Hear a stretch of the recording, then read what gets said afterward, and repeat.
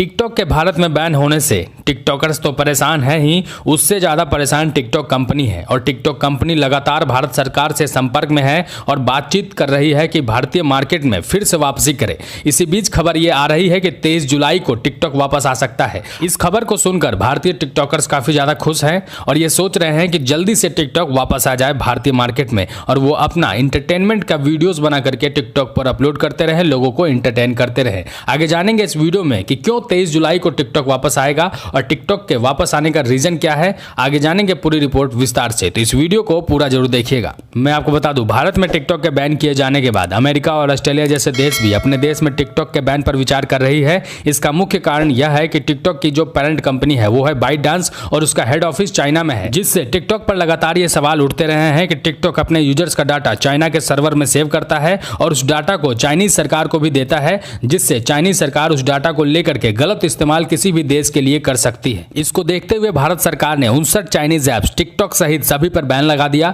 और इसके साथ ही सेफ्टी और सिक्योरिटी से जुड़े हुए 79 सवालों की एक लंबी लिस्ट इन सभी कंपनी को सौंप दिया, जिसका जवाब 22 जुलाई तक मांगा गया है। दोस्तों, मैं आपको बता दूं, खबरों के मुताबिक कंपनी के वरिष्ठ अधिकारी इस बात पर विचार कर रहे हैं कि टिकटॉक के बोर्ड में नए मैनेजमेंट को लाया जाए। इसके अलावा चीन से कंपनी के हेड ऑफिस को कहीं और ले जाया जाए। कंपनी के एक प्रवक्ता ने बताया कि हम अपने उपभोक्ताओं की सुरक्षा, प्राइवेसी को सुनिश्चित बनाने के लिए हम पूरी तरीके से प्रतिबद्ध हैं। टिकटॉक हमारा ऐसा प्लेटफॉर्म है जो रचनात्मक प्रतिभाओं को उजागर करता है। इससे दुनिया भर के लाखों लोगों को खुशी मिलती है। हम अपने उपभोक्ताओं, सदस्यों, कलाकारों की दिलचस्पी और अधिकार के मद्देनजर कदम उठाएंगे।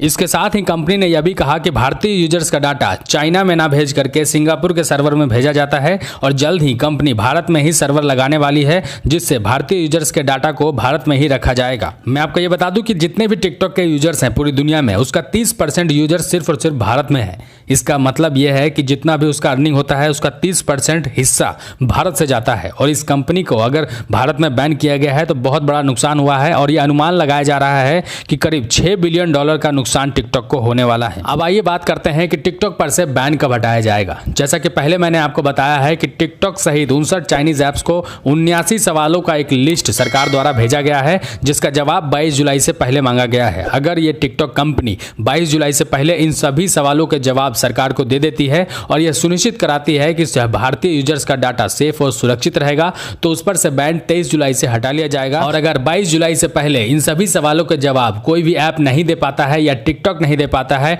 तो उस पर परमानेंट बैन भी लगाया जा सकता है। तो दोस्तों, इसका मतलब यह है कि 79 सवाल ही ये निर्धारित करेंगे कि उस पर से बैन हटाया जाएगा या फिर नहीं। अगर टिकटॉक जवाब दे देता है तो उस पर 23 जुलाई से बैन हटा लिया जाएगा। दोस्तों, आपकी क्या राय है? भारत में टिकटॉक वापस आना चाहिए या नहीं? कमेंट बॉक्स में लिखकर हमें जरूर बताएं। और इस वीडियो की जानकारी आपको पसंद आई है तो इस वीडियो को लाइक करें और ज्यादा से ज्यादा लोगों तक शेयर करें। और अगर आप हमारे चैनल पर नए हैं और ऐसी ही खबरें सुनना चाहते हैं, देखना चाहते हैं, तो आप हमारे चैनल को सब्सक्राइब करके नोटिफिकेशन बेल को जरूर ऑन कर लीजिएगा।